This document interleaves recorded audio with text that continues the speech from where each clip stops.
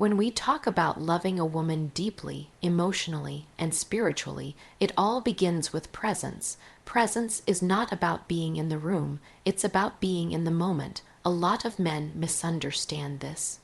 They think showing up is enough, that if they're physically next to her, if they've taken her out, if they're spending time, they're doing their job. But real presence is something else entirely. It's the difference between touching her skin and touching her soul. A woman can tell when you're not really there with her. She can feel it in your silence, in your distracted gaze, in the way your eyes flick toward your phone when it lights up, or how your answers are half-hearted and surface level. She notices when your body is here, but your mind is somewhere else, and that subtle disconnection, that's the beginning of emotional distance. Presence is about awareness, it's about energy, it's about being tuned into her. The real her, not just her body, not just her curves, not just the fantasy you've built around her, but her thoughts, her energy, her wounds, her rhythm. When you're truly present with a woman, she feels it in the way you see her. Not glance over her, not look through her, but see her.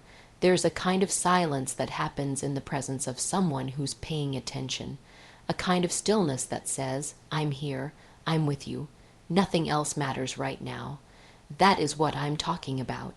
That is the kind of presence that unlocks emotional intimacy. And presence doesn't start in the bedroom. Presence starts when you walk into the room and make eye contact that lingers a second too long, just enough for her to feel your focus shift entirely onto her. Presence is in the tone of your voice when you say her name like it's sacred. It's in the way you ask her how she's doing and wait, really wait, for her to answer. Most people listen to respond, but when you're present, you listen to understand. You slow down, you drop the act, you stop trying to be impressive, and instead, you become interested. You're curious about what makes her light up. You want to know what's weighing on her chest that day. You pay attention to her body language, the tiny pauses in her voice, the subtle shifts in her eyes, because that's where her truth lives. Not in what she says, but in how she says it. And that's the thing about women. Their bodies are intuitive, reactive, and sensitive. They feel your energy before you say a word. If your mind is cluttered, if your spirit is disconnected, if your focus is split, they'll know. They may not call it out directly, but they'll retreat. They'll pull back, their openness, their trust, their desire. It all shrinks in the absence of presence. But when you're there, truly there, something sacred begins to unfold. You begin to hold space for her, not just emotionally, but energetically. And that space, when held with genuine love and presence, becomes a container for deep connection. It becomes a safe place where she can relax, let go of her defenses, and come home to herself. And listen, this doesn't mean fixing her problems. Presence isn't about rushing in with solutions. It's not about being her savior. It's about being her witness, holding her pain without judgment, celebrating her victories without making it about you. Seeing her in her fullness, the light and the dark, and staying, that's the kind of presence that builds unshakable intimacy. You've got to understand, intimacy doesn't happen in a rush. It builds in moments of attentiveness. It grows in conversations that matter, in the pauses, in the hand held just a little longer, in the forehead kiss given just because. Presence means you put away distractions, not just the physical ones like your phone or your watch, but the mental ones too, your to-do list, your ego, your impatience. You drop the expectation of what's supposed to happen, and instead, you surrender to what's real in the moment. And that moment might not be sexy, it might be messy, it might be her crying over something that happened 2 years ago. It might be her opening up about a part of herself she's never shared before. And it's in those moments, not just the passionate ones, that your presence becomes priceless. A woman remembers the man who made her feel safe to feel. She remembers the man who didn't flinch when she got emotional, didn't roll his eyes when she got deep, didn't rush her when she was vulnerable. That's the man who gets to experience her at her rawest, most sensual, most sacred, Because once a woman feels emotionally and spiritually safe with you, she opens. Not just her body, her being. Her whole essence becomes available to you. That kind of access can't be bought. It can't be faked. It has to be earned through presence. So many men chase physical pleasure without realizing that the deepest, most satisfying, most soul-shaking intimacy doesn't come from what you do, it comes from how you be. You could have all the moves, all the techniques, all the tricks, but if you're not present, you're just another empty performance. But when you bring your full self into a moment with her, your breath, your intention, your emotion, you create an atmosphere that makes her body feel like it can melt. Not because you're forceful, not because you're aggressive, but because your energy is grounded, loving, and here. She will surrender to that energy. She will rise to meet it. And let's be clear, presence is a practice. It's not a switch you flip on and off. It's a commitment. You train yourself to slow down, to notice more, to feel deeper. You check in with yourself and ask, am I really here, or am I just going through the motions? Because if you're checked out, if you're numb, if you're just showing up out of routine, she'll feel it. And over time, it'll chip away at the bond between you. But when you're present, even the smallest moments become meaningful. The way you brush her hair out of her face, the way you trace her collarbone with your fingertips, the way you breathe in sync with her heartbeat, these are not small things. These are the gateways to real connection. A woman doesn't need a man who's perfect. She needs a man who's here, present, awake, attuned, because when you are, when you really are, you become unforgettable, not for what you said or what you did, but for how you made her feel. And that feeling, that sacred space of being truly seen, held, and loved, that's where passion begins, that's where emotional intimacy is born, and that is where your connection stops being physical and becomes spiritual.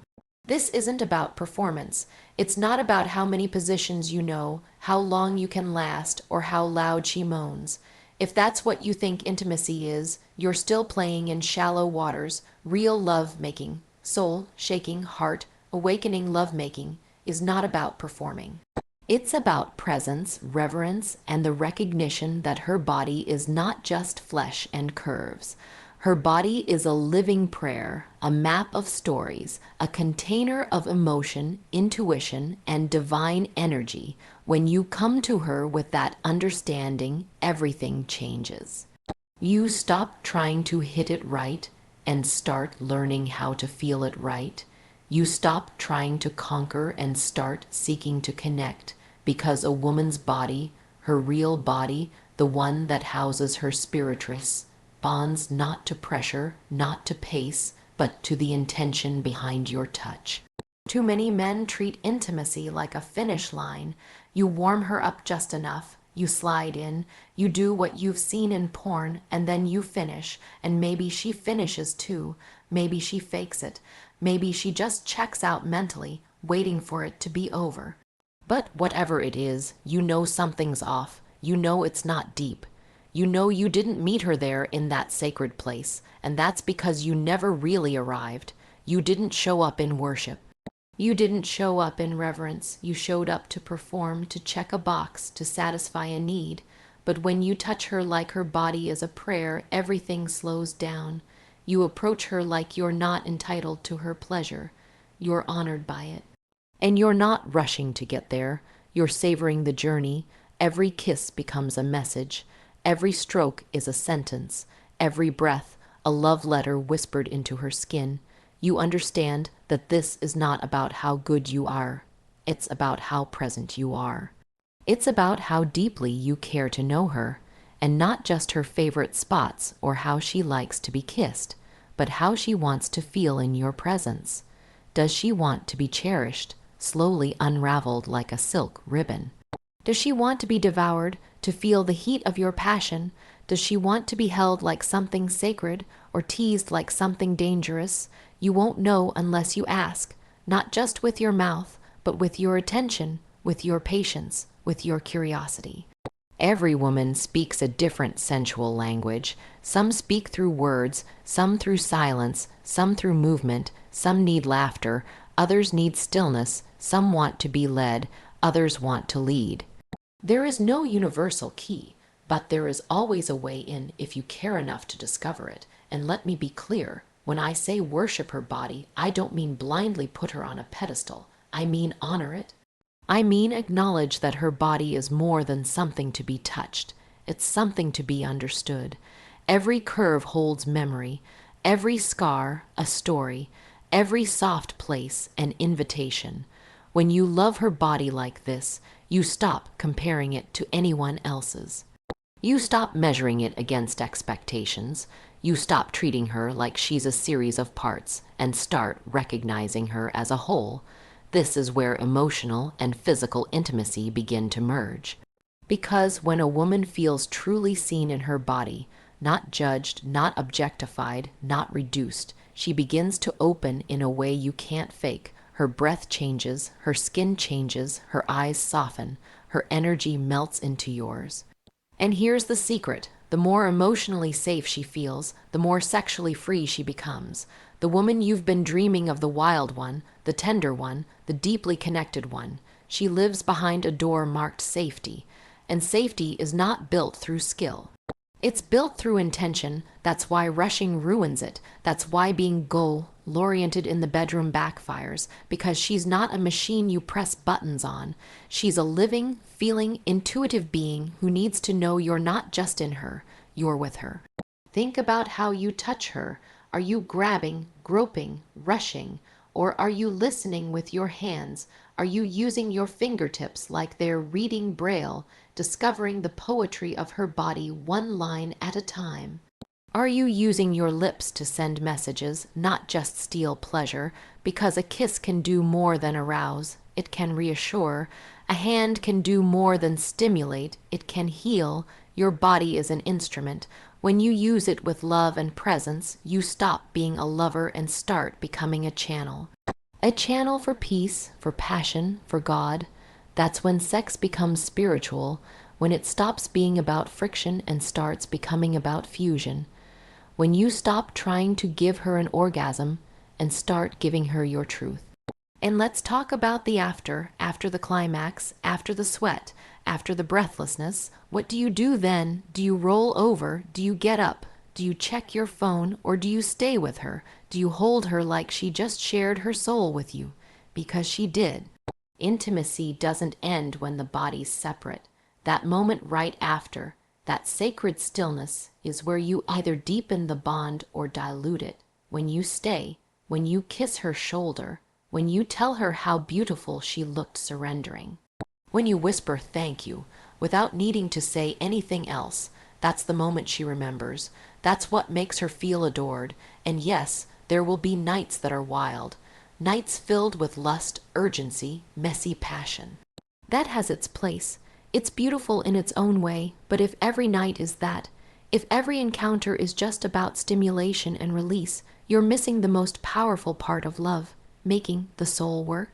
Because when you love her like her body is a prayer, you're not just making love, you're making meaning, you're anchoring her, you're awakening her, you're holding space for the little girl in her, the woman in her, the divine in her.